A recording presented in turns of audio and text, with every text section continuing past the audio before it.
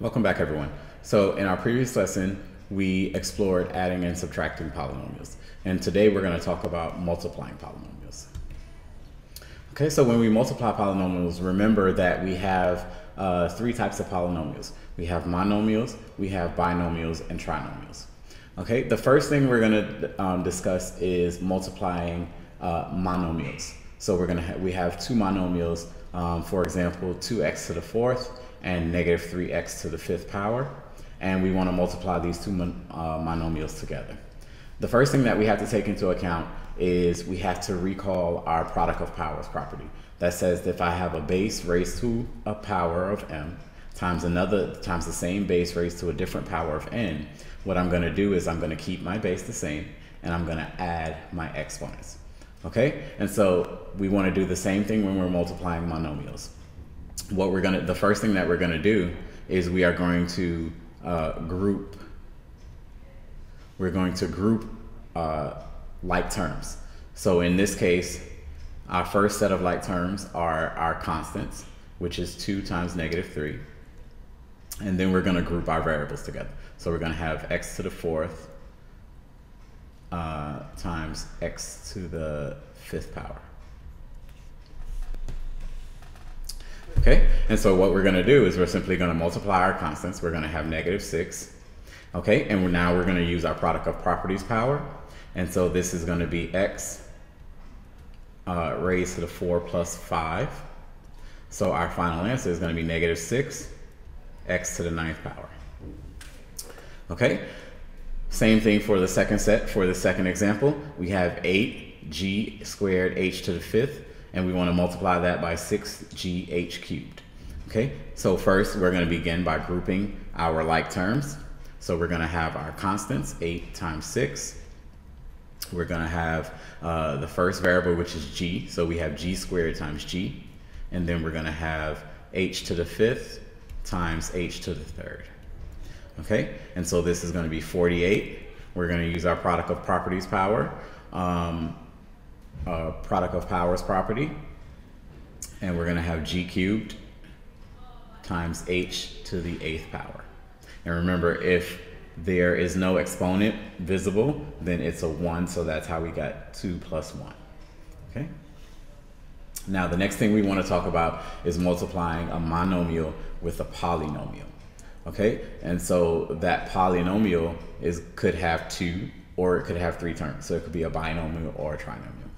And what we want to discuss when we deal with multiplying a monomial times a polynomial, we want to recall the distributive property. So the distributive property says that if I have a term a and I want to multiply it times the quantity of b plus c, what I'm going to do is I'm going to distribute this a to each term that's in my quantity. And I'm going to get a times b plus a times c. Okay, and so simply when we have a monomial times a polynomial, we're going to do the same thing. We're going to take the term that's outside of our parentheses, outside of the quantity, and we're going to distribute it to each term inside the parentheses. Okay, so we're going to have 4 times 5x squared plus, bring back the same operation, 4 times 3x, bring back the same operation plus, because there's a plus here, plus 4 times the constant 1. And so here we're going to have 4 times 5 is 20, and you're going to bring back your x squared, plus 4 times 3 is 12x, plus 4. Okay, and so here remember that we check to see if we have any like terms, so that in this case we don't have any like terms because this has x squared and this has x and this is just a constant, so we know that our polynomial is simplified. Okay, let's look at another example. Okay, so in the second example we have the monomial 3ab times the polynomial 2a squared b plus 6ab squared plus 8b. And so again, we're going to distribute this 3ab to each term that's inside of our parentheses. So we're going to have 3ab times 2a squared b plus 3ab times 6ab squared plus 3ab times the quantity 8b. Okay, and so here, because we have, if we look back at our previous example, we only had a constant.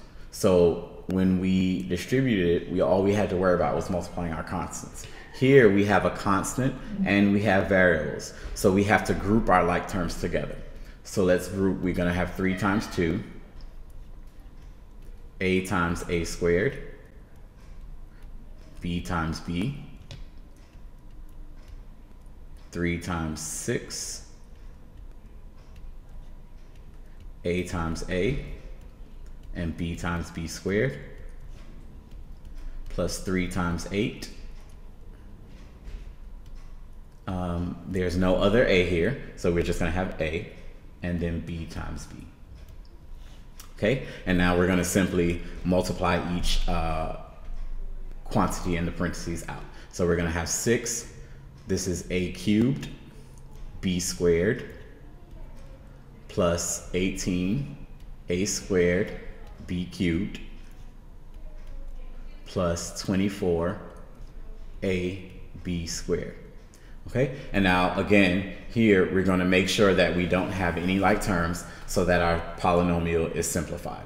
Okay, and here remember, when we have more than one variable, in order for it to be like terms, the exponent on each variable must be the same. And in this case, we don't have any of the exponents being the same on the variables, so this is our simplified polynomial. Okay, and now we're going to discuss multiplying a polynomial by another polynomial. So this could be a binomial times a polynomial.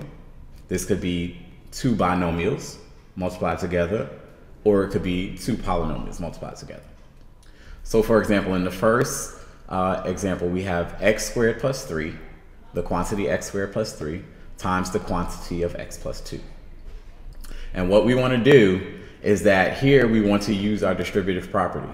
But the first thing that we're going to do is we're going to take the first term and distribute it to the entire second quantity. And then we're going to bring back our operation that's in between the first term. So that's plus, and take the second term and multiply it times the second quantity. Okay, so let's highlight that so that we're clear on what we're doing. So I take the first term and I bring it to the bring it down and multiply it times the second quantity. So let's put the second quantity in a different color. Okay, now then I take the second term and I multiply it times the second quantity, and the operation that's in between the 2 terms in my first parentheses becomes my operation in between my 2 quantities. Okay, and so now we're going to distribute each term.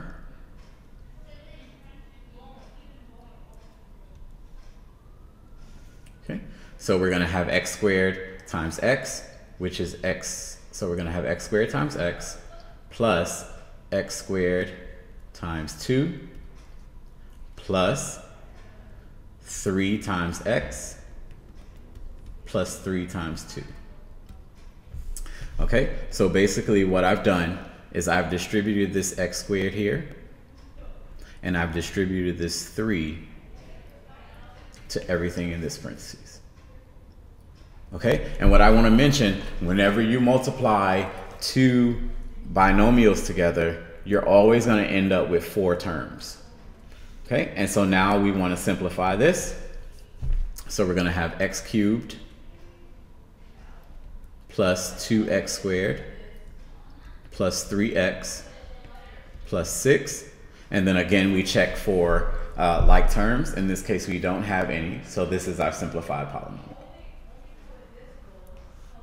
Okay, let's take a look at another example. So here we have 3x minus 4 times the quantity of negative 2x cubed plus 5x minus 6. All right, so the first thing I'm going to do is I'm going to distribute my terms in my first quantity to my second parentheses. Okay, so I'm going to have 3x times the quantity of negative 2x cubed plus 5x minus 6 minus 4 times the quantity of negative 2x cubed plus 5x plus 6. All right, and so now I'm going to distribute my 3x first. So I'm going to have 3x times negative 2x cubed plus 3x times positive 5x plus 3x times negative 6. Okay, so that takes care of my first distribution. Now I'm going to do my second distribution. Remember, this is this negative, or the subtraction sign, goes with the 4, because remember, I can rewrite this as plus negative 4. So I'm really distributing a negative 4 to this second parentheses. Okay, so I'm going to have plus negative 4 times negative 2x cubed plus negative 4 times 5x plus negative 4 times positive 6. And now I'm simply going to multiply each set of monomials together. So I'm going to have negative 6x to the 4th plus 15x squared minus, because this is a positive 3 times a negative 6, minus 18x. Negative 4 times negative 2 gives me a positive 8. X cubed. Negative 4 times 5 gives me negative 20x. And negative 4 times 6 gives me negative 24. Okay, and so now I want to check for like terms. And I see that I have one set of like terms, which I'm going to highlight. So my set of like terms would be negative 18x and negative 20x. Those are the only two like terms that I have. Okay, so now I'm going to rewrite my equation, combining those like terms.